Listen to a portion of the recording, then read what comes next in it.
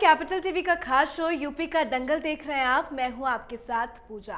आज यूपी के दंगल में बात करेंगे चुनाव से पहले आरएसएस के बड़े दांव की। दरअसल संघ प्रमुख मोहन भागवत शारीरिक वर्ग में शामिल होने के लिए अयोध्या पहुंचे हैं, जिसमें संघ के 45 प्रांत इकाइयों के करीब 500 पदाधिकारी और कार्यकर्ता अयोध्या में है।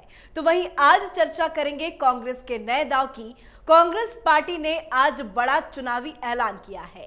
कांग्रेस पार्टी ने फैसला किया है कि वो राज्य में महिलाओं को 40% टिकट देगी। तो वहीं आखिर में शिवपाल यादव के बड़े बयान की समीक्षा करेंगे, जिसमें उन्होंने कहा कि सपा में नहीं होगा प्रसपा का विलय, पर गठबंधन के लिए है तैयार। और इन्हीं 3 बड़ी खबरों पर चर्चा के लिए हमारे साथ स्टूडियो में मौजूद है कैपिटल टीवी के editor in chief doctor Manish Kumar. Doctor साहब, बहुत बहुत स्वागत है आपका। धन्यवाद। सबसे पहले पहली खबर पे नजर डाल लेते हैं। आरएसएस प्रमुख मोहन भागवत अयोध्या दौरे पर हैं। इस दौरे को किस लिहाज से देखा जाए? देखिए, अभी जितने भी दौरे होंगे सबका राजनीतिक मायने निकाला जाएगा जी। यूपी में चुनाव होने वाले हैं, सबसे बड़ा दंगल होने वाला है, इसलिए हमारा फोकस तो बिल्कुल यूपी का चुनाव है। जी। और संघ प्रमुख अगर वहाँ जा रहे हैं तो ज़रूर कोई ना कोई बात होगी। और इतने सारे लोग भी वहाँ पहुँच रहे हैं जो संघ के आँख नाक कान पूरे यूपी के अंदर वो जी।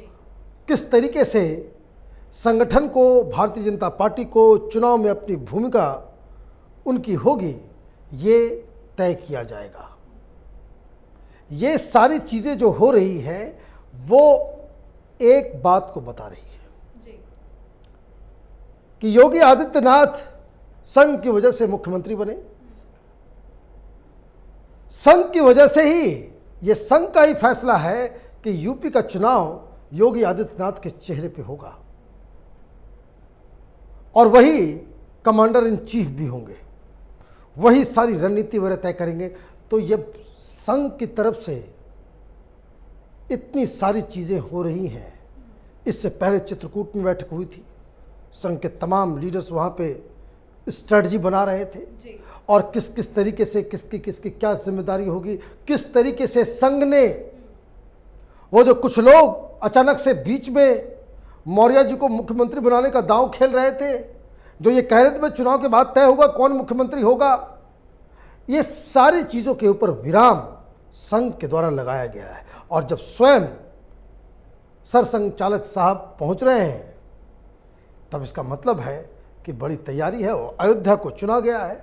मतलब ये कि चुनाव से पहले हिंदुत्व के रंग में भारतीय जनता पार्टी पूरी तरह से रंगेगी और जो 5-7 मुद्दों को किस तरीके से वो आगे लेकर के जाएगी विकास के साथ साथ। एक तो इन लोगों ने जो काम किए हैं उसका विकास का लेखा जोखा वो देंगे, साथ ही साथ कि चूँकि राम मंदिर का मसला है, धर्मांतरण का मसला है, आर्टिकल 370 का मसला है, और अब ये जो बांग्लादेश के अंदर में, कश्मीर के अंदर में हिंदुओं को निशाना बनाया जा रहा है वो भी एक मसला है। फिर जनसंख्या कानून के ऊपर जो चीज़ें अधूरी रह गई उसके ऊपर भी चर्चा करना है। तो ये मूल जो सारी जो तथाकथित अब तक हिंदुस्तान की राजनीति में जिसे कहा जाता था कि भाई ये कंट्रोवर्शियल इश्यूज़ हैं, भारतीय जनता पार्टी भी इस पर खुल करके सामने नहीं आती थी अटल बिहारी वाजपेयी के ज़माने में, लेकिन अब परिदृश्य बदल गया है। मुझे लग रहा है कि ये जो संघ की जो मीटिंग होने वाली है उसके बाद जो चुनावी जो कार्यक्रम है भारतीय जनता पार्टी का, इसमें और भी तेजी आई। चलिए सर, अब दूसरे खबर पे भी नजर डाल लेते हैं। आज कांग्रेस ने बड़ा ऐतिहासिक फैसला लिया। फैसला लेते हुए प्रियंका गांधी ने बताया कि 40% जो टिकट है वो महिलाओं को बांटेगी। कितना उनको इस आने वाले चुनाव में इस फैसले से फायदा होता नजर आ रहा है? मेरा तो दूसरा सवाल है जी। कि 403 सीटें जो है वहाँ उत्तर प्रदेश के अंदर में जी। कांग्रेस पार्टी को 403 उम्मीदवार मिले भी हैं या नहीं मिले हैं? पर्चा दे के बुला रहे हैं, आ जाओ ज्वाइन कर लो। क्योंकि 11,000 जमा करने के लिए कह दिया गया, भाई अपना अपना CV जमा करो। 11,000 रुपया जो वो चार्ज है कांग्रेस पार्टी का, और अब ये कह रहे हैं कि भाई 40% महिलाओं को टिकट देंगे। तो पहला सवाल ये पूछा जाना चाहिए, अजय कुमार लल्लू से, मीडिया वालों को पूछना चाहिए कि क्या इतनी संख्या में महिलाओं का आवेदन आया है, और अगर नहीं आया है तो फिर आप किस तरीके से आप ये मतलब ये कि आप कुछ घोषणा करते हो, उस पर अमल नहीं होता, फिर आप आगे कोई और घोषणा कर देते हो। अब 40% मुसलमान महिलाओं को टिकट देने के पीछे क्या कारण है? ये एक स्ट्रैटेजी है। हर पॉलिटिकल पार्टी सर्वेज करती है। सर्वे किस लिए करती है? कि ताकि ये आइडिया मिले कि कौन कौन सा इशू है, किस इलाके में कौन सा चीज़ लोगों के जहन में चल रहा है, क्या क्या प्रॉब्लम्स हैं, सरकार की का प्लस पॉइंट क्या है, सरकार का नेगेटिव क्या है, वो कौन से मुद्दे हम जिसको हम टच करें जिससे हमको चुनाव में फ़ायदा होगा, ज़्यादा से ज़्यादा लोग हमारे साथ आएंगे। तो एक तो मुसलमानों का दांव वो चला जा रहा था। कांग्रेस पार्टी ने ये तय किया था, हम लोगों ने डिस्कस भी किया था कि हर जुमे के नमाज के बाद कांग्रेस के लोग मस्जिदों के बाहर खड़े होंगे। वो कोई 16 सूत्रीय कार्यक्रम बना था। वो पर्चा वो लोगों को देंगे और कन्विंस करेंगे कि भाई कांग्रेस पार्टी आएगी तो ये सब हम मुसलमानों के लिए करेंगे। मज़ा नहीं आया, कहीं कुछ दिखा नहीं, कुछ इम्पैक्ट नज़र नहीं आया। नया नारा भी दिया है, मैं लड़की हूँ मैं लड़ सकती हूँ। हाँ, अब सर्वे का रिपोर्ट आया होगा। रिपोर्ट में क्लियर कट कोई भी सर्वे आ जाए, उत्तर प्रदेश में महिलाएं भारतीय जनता पार्टी के साथ हैं, तो आपको कुछ न कुछ तो करना पड़ेगा कि भाई भारतीय जनता पार्टी से महिलाएं इधर आए। तो आपने ये स्ट्रैटेजी बनाया कि आप 40% महिलाओं को हम सीट देंगे, उम्मीदवार बनाएंगे, और हमारा स्लोगन होगा कि मैं लड़की हूँ लड़ सकती हूँ। बहुत अच्छी बात है। यही वो लोग हैं जो उत्तर प्रदेश के अंदर जो लड़कियों को पहले जो छेड़खानी होती थी उसके लिए रोमियो ब्रिगेड बनाया गया, तो यही कांग्रेस पार्टी के लोग सबसे ज़्यादा विरोध कर रहे थे। तो खैर ये पॉलिटिकल स्टंट है, कांग्रेस पार्टी को इतना कुछ इसमें हासिल होना है नहीं कि कांग्रेस पार्टी की तैयारी, कांग्रेस पार्टी का लीडरशिप, प्रियंका वाड्रा मीडिया के द्वारा बहुत ज़्यादा उनको प्रॉप अप किया गया। दिल्ली मीडिया ने उसको बहुत ज़्यादा बड़ा चढ़ा कर पेश करने की कोशिश की, लेकिन प्रियंका वाड्रा ग्राउंड में उतरी। जो उनका वर्किंग स्टाइल है, जिस तरह से वो काम करती हैं, ना वो संगठन के अंदर नई ऊर्जा जगाने में कामयाब हुई हैं, और ना ही चुनाव में कांग्रेस पार्टी कुछ करतब दिखा सकती है, इसके कोई संकेत मिल रहे हैं। अभी भी सिचुएशन ठीक वैसा ही है कि भारतीय जनता पार्टी सबसे बड़ी पार्टी, सबसे मजबूत नज़र आ रही है, और उसको चैलेंज देने के लिए सिर्फ और सिर्फ अखिलेश यादव ही नज़र आ रहे हैं। जी, प्रियंका के अलावा तो कोई बड़ा चेहरा नजर नहीं आ रहा है। बड़ा चेहरा होता भी नहीं कांग्रेस पार्टी में। कांग्रेस पार्टी में 3 चेहरे हैं, 3 के अलावा बाकी सब भीड़ हैं। सोनिया गांधी, प्रियंका वाड्रा और राहुल गांधी। लेकिन प्रियंका तो ये कह रही है कि मैंने ये निर्णय इसलिए लिया है कि हाथरस की लड़की को न्याय मिल पाए, उन्नाव की लड़की को न्याय मिल पाए, लखीमपुर में जो हुआ उनके परिवार वालों को न्याय मिल जाए। तो वो न्याय की बात कर रही है, इसलिए उन्होंने ये निर्णय लिया है। प्रियंका वाड्रा ये भूल गई कि वो एक नेशनल पार्टी है। बंगाल में 3000 महिलाओं के साथ तृणमूल के गुंडों ने रेप किया, वहां जाकर के ये बात क्यों नहीं बोली? अभी कश्मीर के अंदर हिंदू महिलाओं के साथ बुरा बर्ताव हो रहा है। एक सिख महिला को, टीचर को सरेआम मार दिया गया, वहां जाकर के क्यों नहीं बोलती? आपका सारा दिमाग उत्तर प्रदेश में ही लगा हुआ है, उत्तर प्रदेश के बाहर दुनिया नहीं है। अभी गैंग रेप हुआ राजस्थान के अंदर में, वहां लड़की लड़ेगी नहीं। राजस्थान की लड़की है, कांग्रेस की सरकार है, तो लड़कियों का रेप होने दो वहां पे।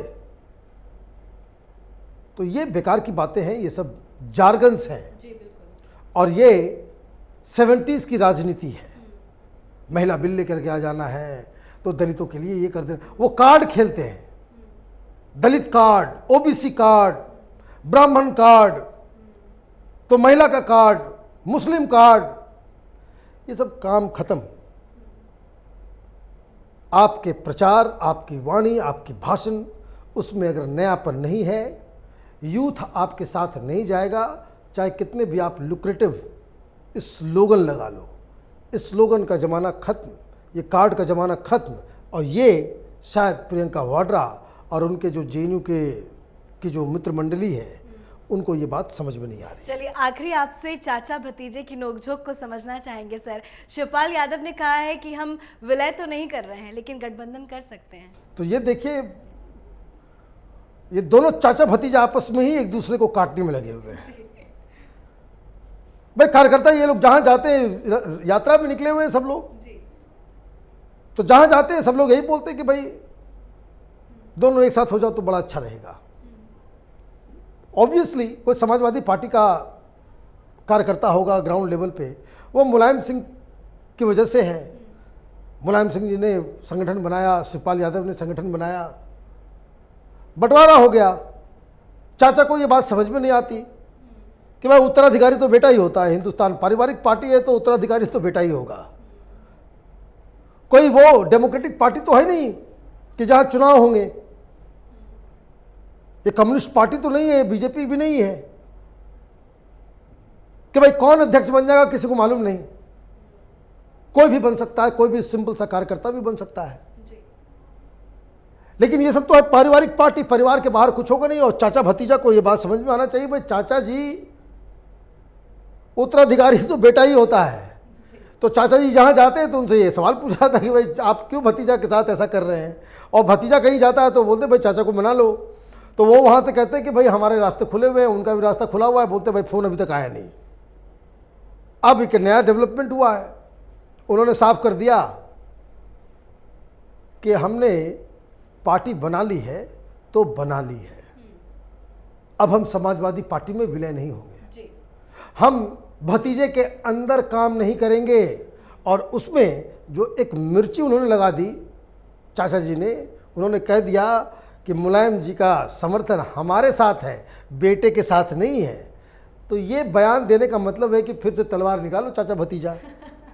चाचा वो बेटा बोल रहा है भाई हम मुलायम सिंह के उत्तराधिकारी हैं, मुलायम सिंह का आशीर्वाद हमारे पास है। चाचा जी कहते कि नहीं नहीं नहीं, वो सिर्फ बोलने के लिए, हाथ से जहाँ से आशीर्वादी दी जाती है वो तो मेरे सर पे है। तो ये चल रहा है। ये सब बेसिकली हकीकत यही है, समाजवादी पार्टी को कोई सशक्त गठबंधन अभी तक मिला नहीं है। छोटी छोटी पार्टियों के साथ उनको हाथ मिलाना है। लेकिन जहाँ तक मेरी गट फीलिंग है, मुझे नहीं लगता कि अखिलेश यादव चाचा जी को फ़ोन करेंगे, जिसका इंतज़ार चाचा जी कर रहे हैं। तो यही उधेड़ बुन चलता रहेगा। वक्त कम है अखिलेश यादव के पास, उनकी यात्रा सक्सेसफुल हो रही है। ग्राउंड में कुछ वाइब्स जो है वो क्रिएट हो रहा है, इस तरह की खबरें आ रही हैं, अच्छी खासी भीड़ जमा हो रही है। तो उसको थोड़ा सा और इनको जो है बार बार इन लोगों ने लेट कर दिया, बहुत ज़्यादा इन लोगों से विलम्ब हो गया। संगठन को फिर से उसको जागृत करना, फिर से उसको रिस्ट्रक्चर करना और इस तरह के पब्लिक में जा कर के आपको काम करना, हो सकता है कोविड की वजह से इन लोगों ने फैसला नहीं लिया। लेकिन अभी भी जो समझ में आ रहा है कि बीएसपी कांग्रेस पार्टी वो इस सीन में नहीं है। और धीरे धीरे समाजवादी पार्टी ग्राउंड में जैसे जब से उतरी है, जब से ये यात्रा वगैरह शुरू हुआ है, तब से एक माहौल इनके फेवर में बनता दिख रहा है। लेकिन अभी भी भारतीय जनता पार्टी से ये कोसों पीछे है। जी बिल्कुल, लगता है फोन करना तो चाह रहे हैं लेकिन सर्वर लग नहीं पा रहा है। नहीं लग पा रहा है। चलिए, बहुत बहुत शुक्रिया सर बातचीत धन्यवाद के लिए। तो प्रसपा के राष्ट्रीय अध्यक्ष शिवपाल यादव ने कई दिनों से सपा और प्रसपा के बीच विलय की खबरों पर विराम लगा दिया है। शिवपाल यादव ने बड़ा ऐलान करते हुए कहा कि सपा और प्रगतिशील समाजवादी पार्टी का आपस में विलय नहीं होगा, बल्कि आगामी चुनाव के लिए गठबंधन करेंगे। पर यह राजनीति है, कब क्या हो जाए कुछ कहा नहीं जा सकता। पर चुनाव से जुड़ी यूपी की हर राजनीति और उतार चढ़ाव पर कैपिटल टीवी की नजर बनी है। देखते रहिए यूपी का दंगल और उत्तर प्रदेश की हर छोटी बड़ी खबरों के लिए कैपिटल टीवी का ही channel capital TV Uttar Pradesh को सब्सक्राइब करना ना भूलें। नमस्कार। साल पहले शुरू हुई एक मुहिम, मीडिया में एक नया आंदोलन, शपथ झूठ को बेनकाब करने की, संकल्प सच को आप तक पहुंचाने का। और इस क्रांति को मिला आपका साथ। हर दिन हमसे जुड़े लोग, 10,70 करोड़ से ज्यादा दर्शक हमें देख चुके हैं। अब है आपकी बारी। उत्तर प्रदेश में नए आंदोलन की तैयारी। आपका कैपिटल टीवी अब और स्पेशल और fresh. Capital TV Uttar Pradesh.